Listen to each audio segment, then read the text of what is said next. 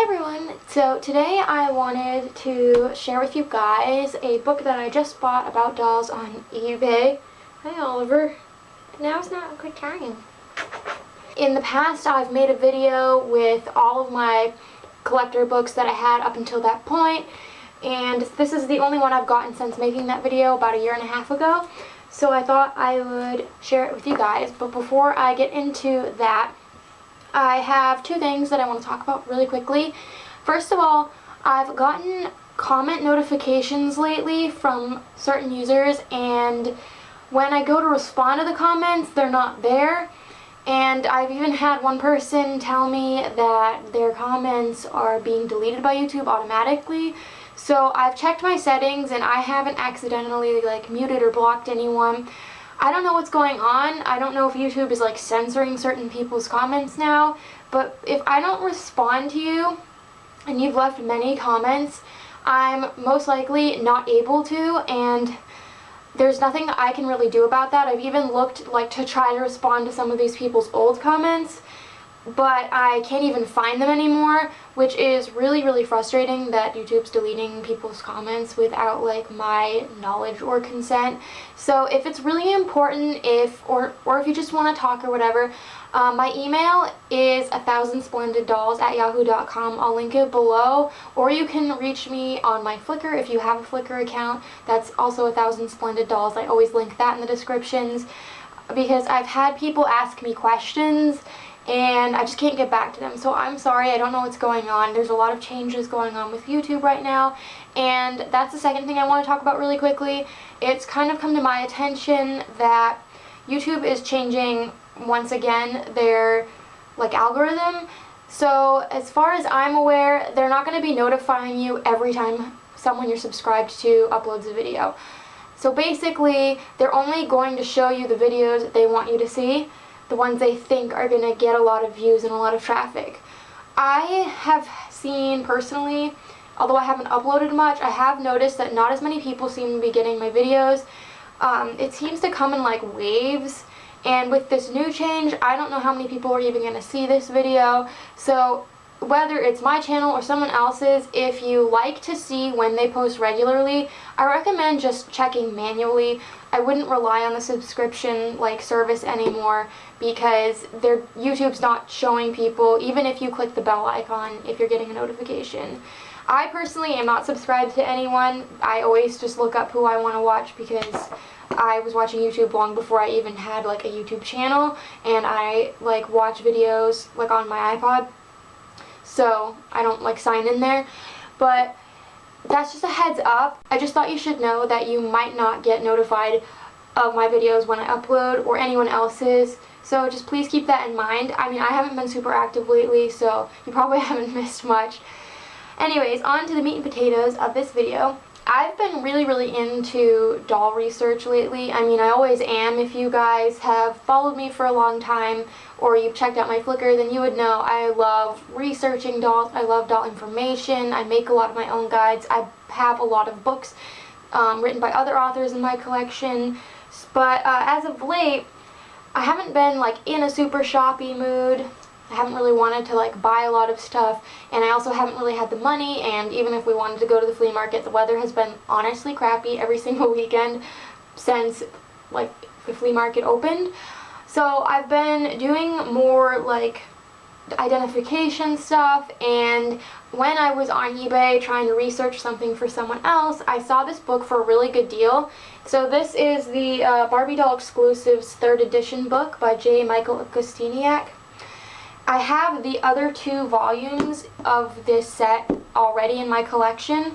So I have the 1st edition and the 2nd edition, and the 3rd edition was the one I originally wanted, but I couldn't find it, so I got this for $14 on eBay with shipping, so that included the shipping, and it is hardcover, and it was barely been used, and it retailed for $30, so this was the most expensive of the 3, and the reason I wanted this one is because this one goes to 2004, so if you guys don't know anything about Barbie books, when Barbie books really started getting popular, it was in the 90s, and most authors only covered like the vintage dolls through the 90s, and once the late 90s and early 2000s hit, no one really kept writing books about Barbies anymore. I don't really know why. I don't know if it's like they were less collectible to people, or if the market was just so saturated that it was too big of a feat to like tackle.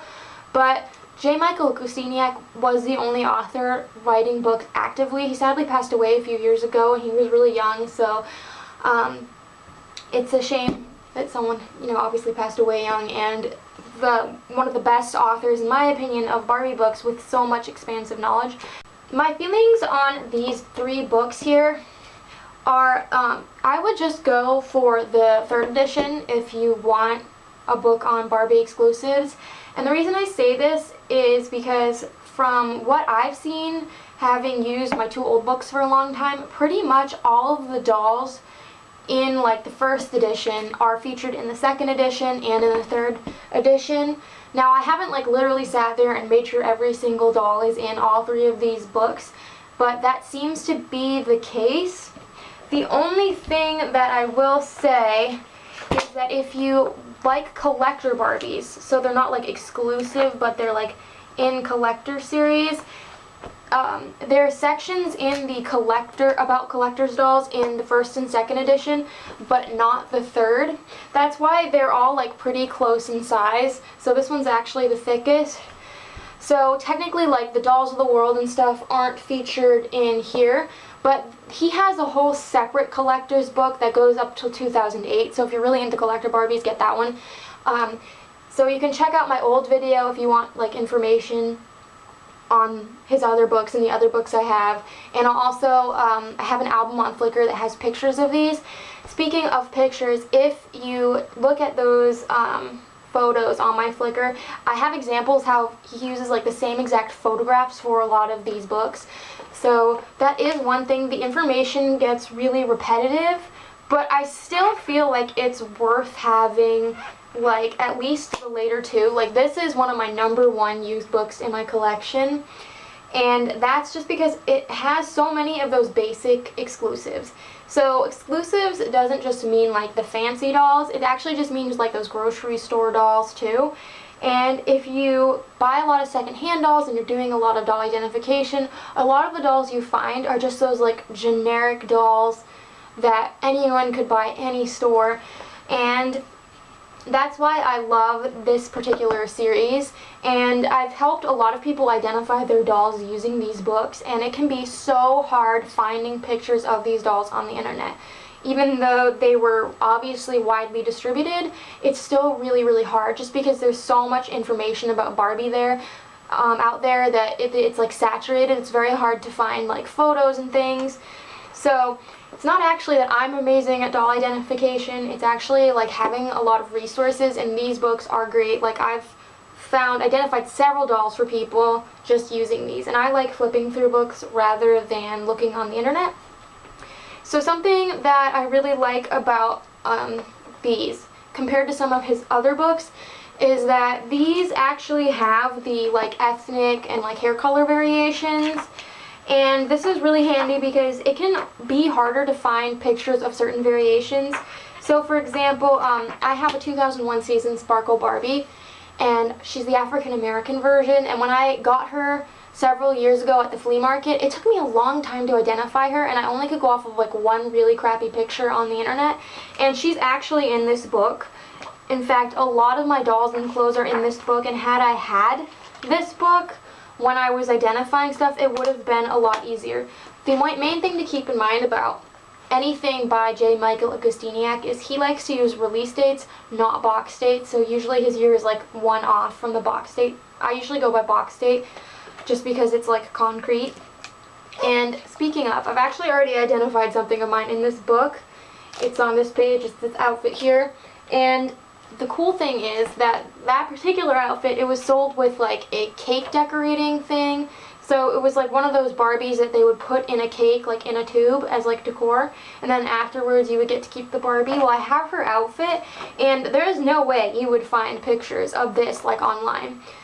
And while a lot of these are easy to find pictures of, even if you just do like a generic 2002 Barbie search on eBay, There are some things, especially like fashion packs or like those mail order things where they came like in shoebox style packaging, or like this cake decorating Barbie, that you just wouldn't find. And if you are looking to identify clothes, there's some really awesome spreads in this book with like a ton of the like Toys R Us exclusive fashions and other store fashions. So by exclusives, it's not just dolls, it's also play sets and fashions and even other merchandise like teddy bears. It's just really, really amazing. I highly, highly recommend this book and the others in the set.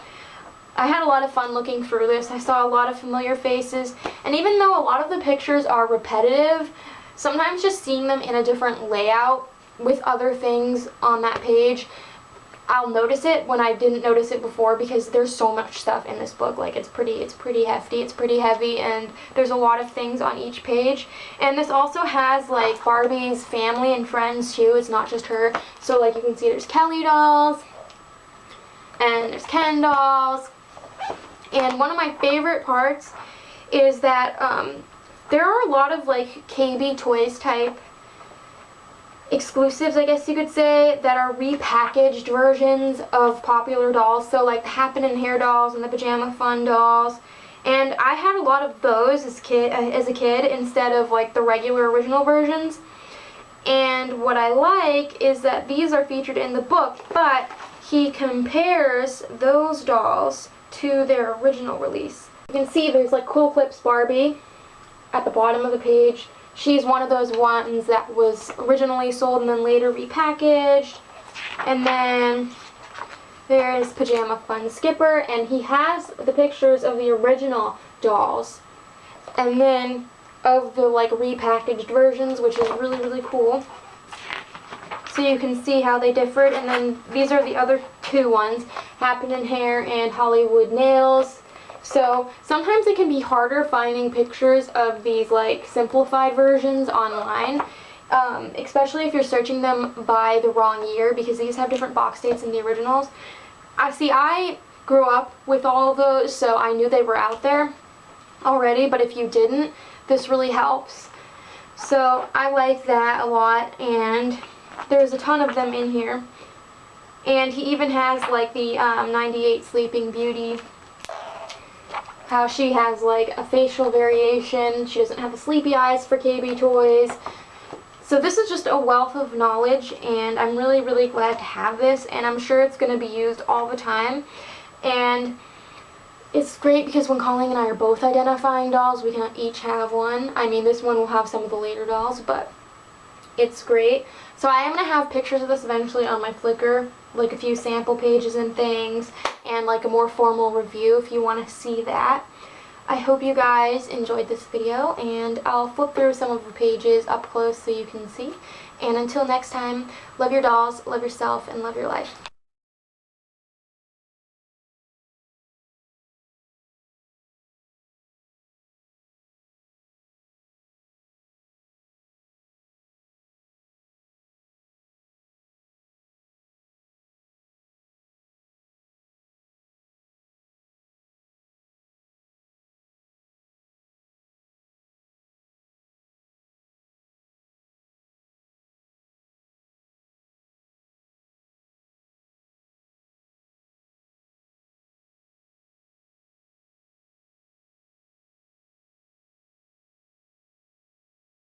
So I just got a package in the mail, and even though this is not doll related, I thought I would share what I got because you guys really love our pets. So this is like a double hammock for the boys, and this is for Nevaeh.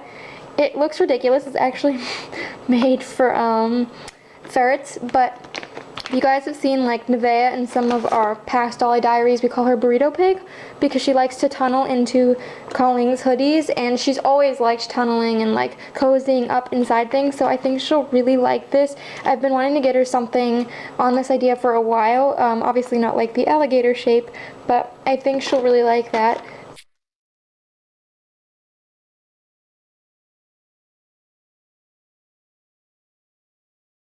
Oh, it's so cute! Oh, she's gonna love this. And then this is for the boys. This is really nice. So I'm gonna put these in their cage and show you guys the reaction. Oh, do you like it?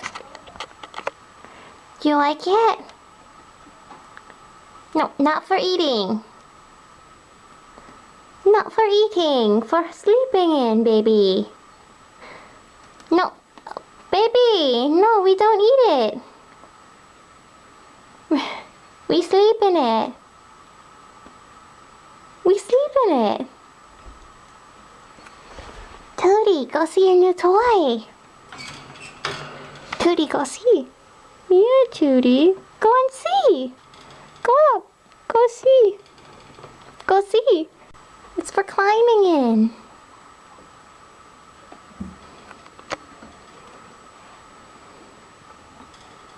Alright, the chinchilla has figured it out. He is inside the hammock. You like it? You like it? Is it nice and soft? Yeah. Yeah. I put Nevaeh inside the alligator, but she hasn't quite figured it out yet. Yeah, you like it when you figure it out, Mummy. You'll figure it out. I think the hammock went over well. You see Clyde's face? It's so cute. I just came in here to say hello to Nevaeh, and then I realized Isla is in the alligator. Isla? What are you doing in there? I don't think you can see her, but you can hear her. Hello? Oh yeah, she's definitely in there. I did not think you'd like the alligator. What are you doing in there? That's for Nevaeh. Oh my god, that's so cute. I thought they weren't using it, but they are.